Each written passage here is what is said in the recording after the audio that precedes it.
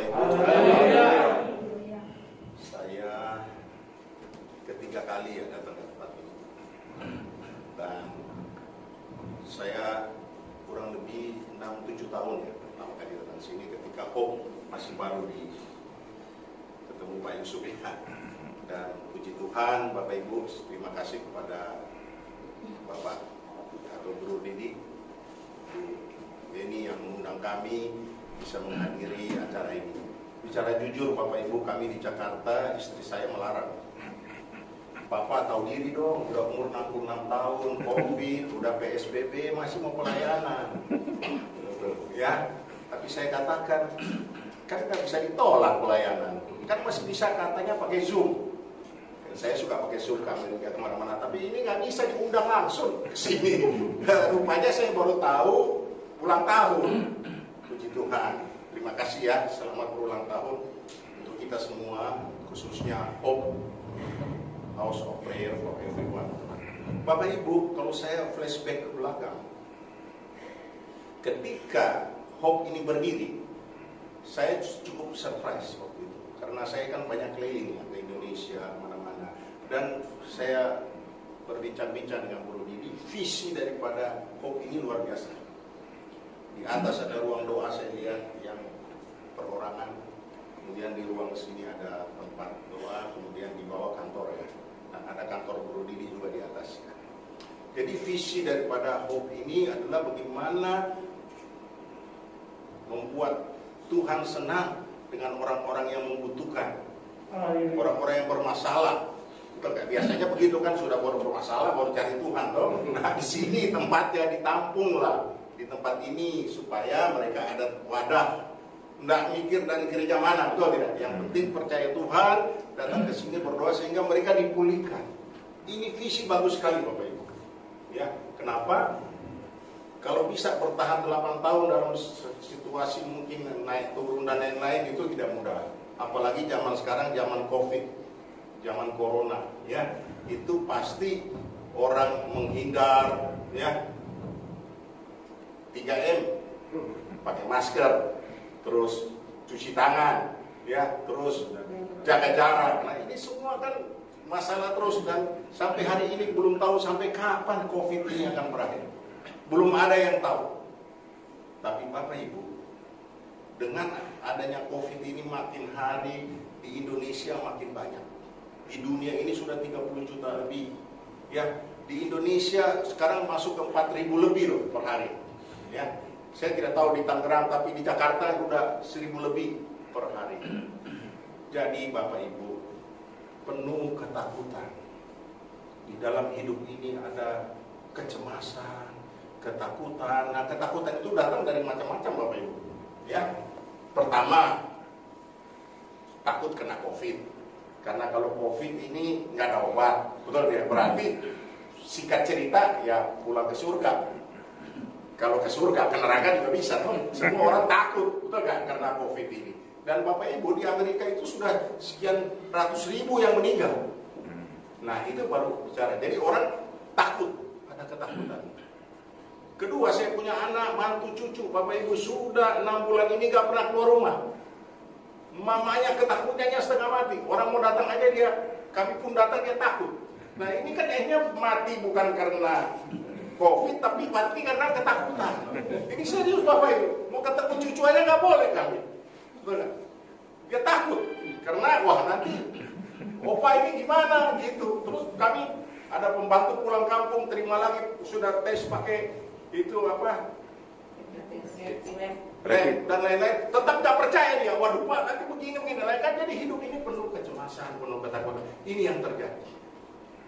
Dan menurut survei Bapak Ibu, rumah-rumah tangga banyak yang ribut gara-gara ini. Kenapa ributnya? Ribut yang kedua, karena penghasilan kurang. Di PHK, pekerjaan kurang. Nah ini kan juga jadi masalah Bapak Ibu. Sedangkan pengeluarannya nambah. Nambahnya apa? Listrik nambah karena di rumah, yang makan jadi nambah. Betul tidak? Semua ini nambah pengeluaran. Tetapi pemasukannya bukan nambah tapi berkurang. Ini juga timbul masalah baru Bapak Ibu. Inilah hal-hal ini seperti ini sudah sangat terjadi. Kemudian menurut data Bapak Ibu ya, orang meninggal ini, satu adalah orang 50 tahun ke atas. Berarti saya ini sudah 66, jadi rentan ya. Kedua adalah petugas kesehatan. Betul tidak Bapak? Dokter dan perawat-perawat, karena mereka itu yang selalu berhubungan dengan yang sakit. Ya. Dan yang ketiga Bapak Ibu, pendeta juga. Karena pendeta juga sering berhubungan. Ya. Banyak juga almarhum pendeta masih muda-muda, saya juga kaget, wah. Almarhum nih, almarhum lagi lah. Ya inilah dia situasi sekarang penuh ketakutan, penuh kecemasan. Nah, Bapak Ibu, pertanyaannya, apa yang harus kita buat dalam kondisi seperti ini? Ya, dari segi ekonomi masalah dan lain-lain, semua kita semua percaya Tuhan hari ini. Ada amin? Amin. Nah, Bapak Ibu, di dalam situasi seperti ini, saya mau bawa satu tema mengenai apa reaksi kita dan apa respon kita. Ini ada dua kalimat, reaksi dan respon. Boleh saya tanya Bapak Ibu, kira-kira reaksi itu apa artinya? Sedikitlah supaya nggak tegang-tegang, boleh tahu. Kira-kira reaksi itu apa sih artinya? Bapak Ibu, come on. Ya, reaksi. Nah, dalam situasi ini, COVID dan lain-lain mencekam, menakutkan dan lain-lain, reaksi kita apa? Pertanyaan saya, apa itu reaksi? Halo, kira-kira tahu Bapak Ibu, reaksi bisa dong? Tindakan kembali. Tindakan Menghadapi sesuatu. Tindakan menghadapi sesuatu. Wah, terima kasih hanya Pak Yusuf yang pernah dijawab. Yang lain gimana Ibu? Apa kira-kira reaksi itu? Itu, no? Hanya itu. Ya. Tindakan. Tindakan. Oke. Kemudian respon. Apa bedanya reaksi dan respon? Menanggapi sesuatu. Menanggapi sesuatu. Itu respon. Kalau reaksi, tindakan. Oke. Saya mau kasih contoh begini ya, Bapak Ibu ya. Di dalam ruangan ini, kita sedang santai dulu-dulu. Kemudian ada kacoa, tahu kacoa ya? Ya. Yang kita nggak suka itu. Dia terbang-terbang jatuh kepada ini ya. Masalah ini temo ya. Temo. Mamanya kan saya punya kenalan juga, atau bapaknya orang ya. Jatuh ke Helen kacoa itu. Kira-kira apa reaksimu? Hah? Kaget, teriak. Coba lihat. Reaksi Helen, temo, teriak dan kaget. Oke? Tidak apa. Ibu, yang depan, ibu siapa? Ya, selfie. Ibu selfie, apa reaksi? Ya, aku langsung pukul dia. Langsung pukul. Enggak teriak, enggak kaget. Kan sana udah teriak-teriak. Kayaknya udah teriak, kita kan udah siap-siap nih. Oh ya, terus setelah siap-siap, jadi ketuanya datang, Dia datang langsung pukul biar yang dipukul. lain. Tebas sampai mati. Iya. Mati kan? Nah, Bapak Ibu, peristiwa yang sama, dua orang ini berbeda reaksinya. Pertama, bagi Helen, reaksinya dia teriak dulu. Tapi bagi ibu ini, dia sudah gak teriak, dia sudah tebas, sudah siap. Di mana bedanya? Bedanya Bapak Ibu, reaksi itu belum dipikir, langsung bertindak. Ketika kacoa datang kepada Helen, dia nggak mikir lagi, dia udah teriak aja. Tapi setelah itu kacoa pindah ke ibu yang depan, dia sudah bukan reaksi lagi, dia sudah responsis. Karena dia sudah mikir dulu, cuma kacoa aja lu teriak-teriak, ngomongin aja. Coba, itu bedanya. Oke? Bagaimana reaksi kita dan respon kita.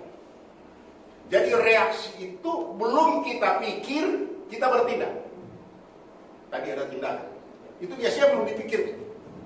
Cepat aja tindakan. Belum dipikir. Tetapi respons dipikir dulu, baru bertindak. Udah nangkap ya Bapak Ibu? Nah jadi, di dalam situasi ini, di dalam situasi COVID dan dalam keadaan mencemaskan, terus keadaannya juga tidak jelas, kita jangan reaksi yang salah. Kalau kita reaksi dulu penuh ketakutan dan lain-lain, nah itu timbul nanti masalah lain. Tapi kalau kita meresponinya, kita harus pikir dulu. Oh, COVID ini kan juga mungkin peringatan Tuhan. COVID ini kita harus berbuat apa? Kita nggak usah terlalu takut, tapi kita ikut protokol kesehatan. Betul, misalnya. Jadi itu sudah beda Bapak Ibu. Cara kita menanggapi, cara kita berpikir tentang satu masalah. Bagaimana reaksi kita? Bagaimana responsis kita? Nah, Tuhan mau mengajarkan kita supaya bagaimana supaya kita meresponi yang benar di dalam situasi ini. Saya percaya Bapak Ibu, di balik ini ada beberapa hal yang Tuhan akan lakukan di dalam hope ini. Tadi saya berbincang-bincang dengan Bro Didi, 8 tahun tentunya tidak mudah. Bagaimana what next setelah 8 tahun ini? What next nanti setelah corona ini selesai? Ya, Tuhan bisa memakai hope yang lebih besar. Amin. Kenapa? Bisa hope ini yang ada di sini bisa dikembangkan ke daerah. Saya kan suka keliling-keliling. Ya, cuma sekarang udah setengah tahun nggak keliling. Pernah ketemu Pak Yusuf juga ya di Manado. Nah itu mereka juga butuh sebenarnya. Tempat-tempat seperti ini dibutuhkan oleh kota-kota lain. Nah kalau ini bisa kita bawa apinya ke mereka, ini kan luar biasa Bapak. Kita nggak mau cari terkenal, tetapi api ini bisa dibawa ke daerah dan ada banyak orang yang Tuhan akan pakai. Akan ada hope-hope yang lain di tempat lain. Amin. Amin. Bukan hanya di sini, tapi di tempat lain Bapak Ibu. Semua sampai seluruh dunia perlu ada seperti hal seperti ini. Ini hal yang baik. Tapi biasanya gereja-gereja juga sudah punya tempat-tempat doa itu, betul tidak Bapak Ibu? Ada doa pagi, kalau Pentakosta biasanya pagi-pagi ada doa. Nah, ada juga yang mereka bikin menara doa. Tetapi ini kan lebih luas, hope ini. Bukan hanya untuk gereja itu, tapi bagi mungkin kota, untuk beberapa desa itu digabung ke situ. Saya lihat juga ada tim tadi nyanyi itu, wah itu bisa satu waktu coba ya. Mungkin tahun depan Pak Yusuf, ya, kita bisa rombongan itu bisa pergi ke daerah, amin. Kita siapkan, Tuhan akan siapkan semua pergi ke satu daerah dan di situ kita bawa api. Ya, di sana. Saya pernah punya pengalaman Bapak Ibu dengan pendeta Pris de Pari sama Desi Sangat. Dia ada aktif di suka doa-doa itu. Nggak tahu di jaringan doa apa begitu. Kemudian dia bawa tim pergi ke Poso, pergi ke Tentena, pergi ke Gorontalo dengan ya banyak ibu-ibu dan bapak-bapak pergi. Ya mereka bayar sendiri tiketnya. Nah sampai di sana mereka mulai bersama-sama dengan aktivis di sana membangunlah doa itu. Nah ini juga sudah ada Bapak Ibu dari hope yang ada di sini bisa dibawa ke tempat mereka dan kita tidak buka gereja di sana, tetapi mereka yang ada di sana bisa apinya dapat. Jadi hope di Jakarta bisa menabur di sana. Amin. Memang bukan hope sini yang dapat itu umatnya, tetapi umat dari itu untuk Tuhan, betul tidak? Tetapi Bapak Ibu jangan takut, tabur tuai. Ketika hope menabur di mana-mana bisa membuka satu jaringan yang baik, Tuhan juga akan memberi janji. Hope di sini juga bisa lebih berkembang. Ada amin Bapak Ibu. Nah ini menurut saya visi ke depan sesudah ulang tahun ke-8. Cuma sekarang kan sedang corona. Ya kita sabar-sabar dulu ya. Yang penting masih ada hari ini ya. Ya. Nah Bapak Ibu, jadi kalau kita merasa takut, orang percaya Bapak Ibu sekarang ini kira-kira normal apa enggak? Takut nih. Pendeta juga bisa takut, siapa aja takut. Normal apa tidak? Normal Bapak Ibu. Jadi selama kita masih hidup, kalau kita takut, kita ada kecemasan, itu normal. Katakan kiri kanan normal. Iya, itu normal. Nah, kita belajar ya Bapak Ibu dalam firman. Bagaimana seorang Raja Yosafat ketika dia mau menghadapi masalah. Ya, mari kita lihat di Tawari. Ya, 2 Tawari 20. Bisa keluar di layar? Ayat 1 ya. Nah, Bapak Ibu, cerita ini sangat menarik. Bagaimana seorang Raja Yosafat yang memimpin kerajaan pada saat itu, tapi dia diserbu oleh pasukan. 3 pasukan menyerbu dia. Coba kita lihat. Setelah itu Bani Moab, ya, Bani Amon datang berperang melawan Raja Yosafat. kemudian bersama-sama dengan sepasukan orang Meunium. Berarti 3 pasukan besar menyerbu Raja Yosafat. Pasti kalah rajanya ini. Dia sudah merasa. Dan Bapak Ibu, di dalam cerita ini, kemudian mata-matanya raja datang lapor. Datanglah orang memberitahukan kepada Raja Yosafat, suatu laskar yang besar datang dari seberang laut asing, dari Edom menyerang tuanku. Sekarang mereka di Haseson Tamar. Bapak Ibu dapat berita, so dekat mereka. 3 pasukan ini raja mau serbu kita. Apa yang terjadi Bapak Ibu? Berita datang, corona datang, yang meninggal sekian, yang sini, wah ini segala macam datang. Ayat 3, coba lihat. Yos, betul nggak? Dia punya kedudukan akan diserbu orangnya pasukan 3. Kita pun sama Bapak Ibu menghadapi situasi ini, kita juga takut, normal Bapak Ibu. Percaya Tuhan, percaya, tapi rasa takut itu masih ada. Itu raja takut kok. Kemudian mari kita lanjutkan. Lalu, nah di sini kuncinya Bapak Ibu. Lalu raja mengambil keputusan. Nah, di dalam reaksi dan respon tadi kita ambil satu keputusan. Keputusannya Helen teriak-teriak, yang ibu depan dia matiin kacuannya. Beda kan keputusannya. Nah, coba lihat. Apa yang diambil oleh raja ini? Dia mengambil satu decision, satu keputusan di dalam situasi seperti itu. Mencari Tuhan. Katakan amin. Dia tidak cari kemana-mana. Dia tidak cari lagi bantuan kemana-mana. Cari Tuhan. Dan semua yang hadir siang ini, kita punya Tuhan Yesus. Amin. Jangan cari kemana-mana. Cari Tuhan. Satu keputusan yang kita ambil. Apa yang terjadi Bapak Ibu? Dan ia menyuruh kepada seluruh Yehuda supaya berpuasa. Dia seorang raja, dia punya power, dia punya authority, tapi dia katakan seluruh rakyatku berpuasa.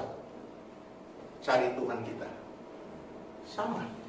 Saya percaya hope ini datang juga untuk memberkati banyak orang. Amin. Ketika orang banyak bermasalah datang ke tempat ini, ketika banyak orang cemas dan punya problem datang ke tempat ini, pasti melalui tempat ini dia akan cari Tuhan kita. Ada amin. Di sini lebih khusus, di sini lebih ada mezbah yang dibangun untuk mencari Tuhan. Wah, di mana-mana juga boleh cari Tuhan, tapi di sini disiapkan fasilitas untuk datang lebih tenang, datang berdoa. Di sini tiap pagi ada orang doa. Nah, disinilah dia mencari Tuhan. Kemudian ayat selanjutnya 4. Dan Yehuda berkumpul, mereka nurut untuk meminta pertolongan daripada Tuhan, bahwa mereka datang dari semua kota di Yehuda untuk mencari Tuhan. Coba lihat. Mereka ambil satu langkah.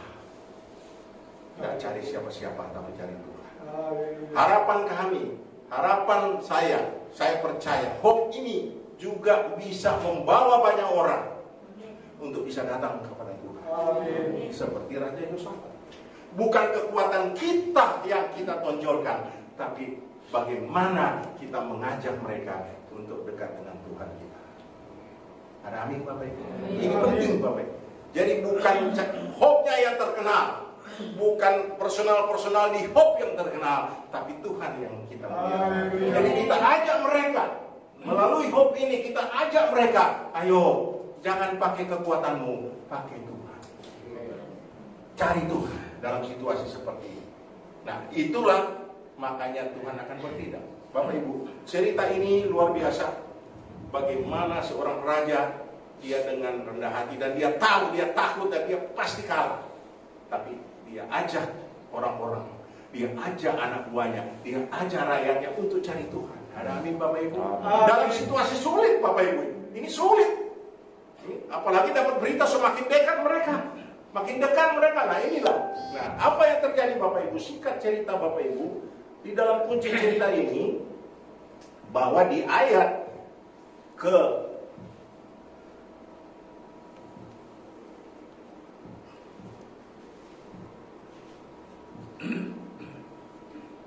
Nah, kita lihat di ayat 17. Bisa deh, tolong bantu. Apa yang terjadi Bapak Ibu di ayat 17? Dalam peperangan ini melawan musuh, Moab tadi ada 3 pasukan. Di dalam peperangan ini tidak usah kamu bertempur. Ini firman kepadanya. Coba lihat. Tuhan campur tangan. Tidak usah kau bertempur, Yosafat. Dia hanya modalnya apa? Doa, puasa. Nah, apa yang terjadi? Hai Yehuda dan Yerusalem, tinggallah berdiri di tempatmu. Maksudnya, ketika datang masalah ini jangan pergi, jangan lari. Jangan lari dari masalah. Ketika kita juga punya masalah, kadang-kadang maaf ya Bapak Ibu, kita bisa lari dari pelayanan, lari dari doa, lari dari segalanya. Betul tidak Bapak Ibu? Bisa nggak? Kecewa dalam pelayanan, kecewa sama gembala, antar jemaat juga bisa lari nggak? Bisa. Tapi apa Tuhan minta kepada? Janganlah engkau pergi, tetaplah tinggal di tempatmu. Ada amin? Tetap hope. Kalau ada 8, ada 9. Ya. Jangan menyerah. Ada amin? Saya tidak tahu perlu di dalam sini, tapi pokoknya harus ada 8, ada 9. Ya, Pak Yusuf, gimana Pak Yusuf? Ya, berdiri. Kemudian apa katanya? Lihatlah bagaimana Tuhan memberikan kemenangan. Tuhan akan memberikan kemenangan kepada kita ketika kita merespon yang benar. Ketika kita ambil keputusan yang benar. Keputusannya hanya mencari dan memuliakan Tuhan. Ada amin? Apa yang terjadi Bapak Ibu? Dan janganlah kamu takut. Nah, tadi dia takut. Jangannya terkejut, jangan kamu bimbang, jangan kamu cemas. Di sini dikatakan, janganlah kamu takut dan terkejut. Majulah. Wah ini, maju terus. Besok menghadapi mereka. Amin. Dan Tuhan akan menyertai kamu. Amin. Bapak Ibu, ini inti ceritanya luar biasa Bapak Ibu. Bukan Yosafat yang berperang, tapi Tuhan yang ikut campur. Ada amin Bapak Ibu. Dalam situasi seperti ini, ketika kita tetap setia, kita berdiri, kita tetap tidak mundur, Tuhan akan maju. Amin. Tuhan akan beserta kita. Ada amin. Tuhan beserta dengan hope. Tuhan beserta orang-orang yang terlibat dalam pelayanan ini. Saya sangat yakin dan percaya Tuhan ada di sini. Tuhan akan pakai Bapak Ibu. Tentunya tidak semudah apa yang kita pikir, tetapi ketika kita maju terus, apa yang terjadi? Tuhan akan. Amin. Di dalam cerita juga Daud dan Goliat, semua sudah tahu cerita ini. Bagaimana raksasa 3 meter, seorang Daud yang bisa mengalahkan Goliat. Secara manusia tidak mungkin, tapi ketika Tuhan beserta Daud, Goliat bisa dikalahkan. Amin Bapak Ibu. Nah, corona ini kita anggap Goliat. Bagaimana datangnya corona yang tidak kita undang, yang kita tidak bisa lihat, barangnya juga kecil, mesti pakai mikroskop lihatnya. Tapi kok bisa jadi kejar seluruh dunia?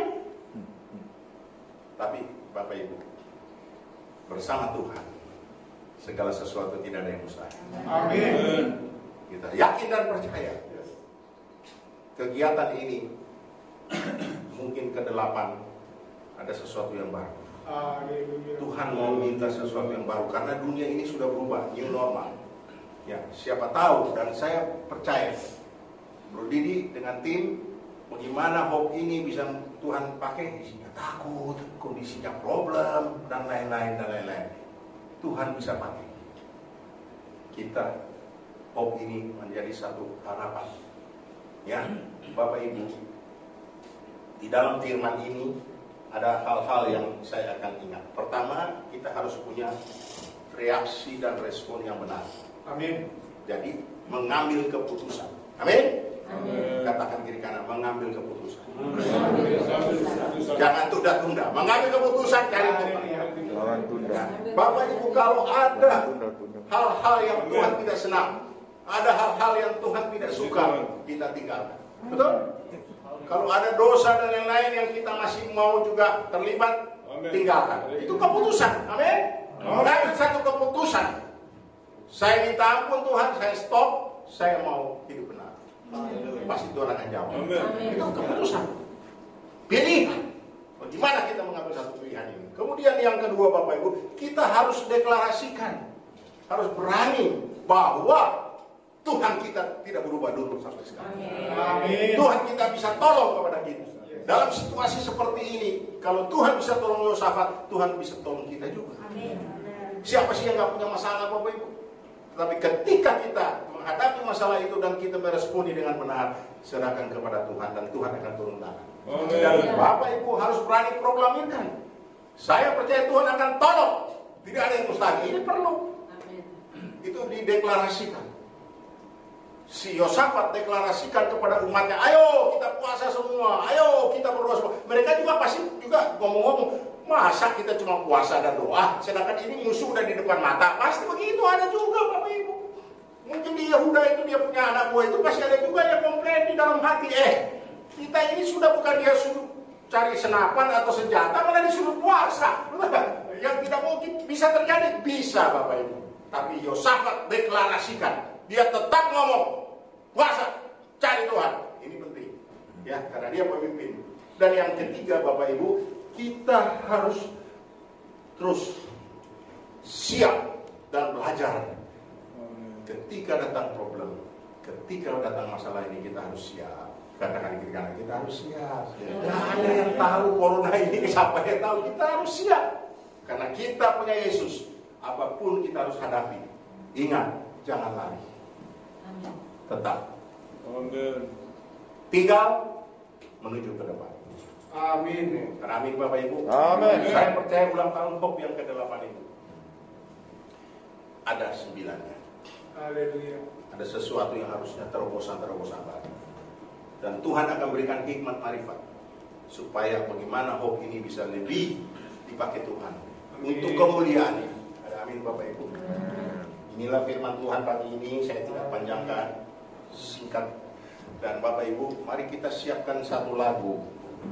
Oleh karena kemurahan Tuhan, ku ada sampai hari ini. Itu karena kemurahan Tuhan. Amin. Kita semua ada sampai hari ini. Oleh karena kemurahan Tuhan, Hope masih bisa berdiri. Amin. Terima kasih Pak Yusuf, salah satu owner pendiri di sini, toko-toko ya, Pak Cemo, ya, siap. Ya. Jadi Rudi semua tim ya. Tuhan akan pakai Hope ke depan. Mari kita bangkit berdiri, kita nyanyi Bapak Ibu. Oleh karena kemurahan. Oh haleluya.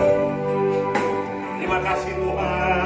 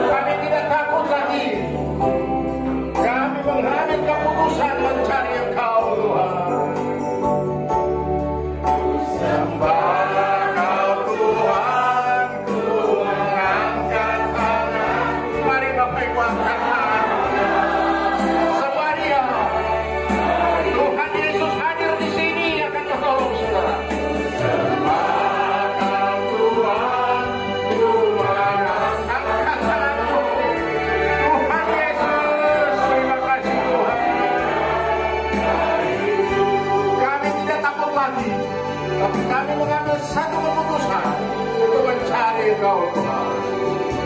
Kau pilih hati kami siang ini Tuhan.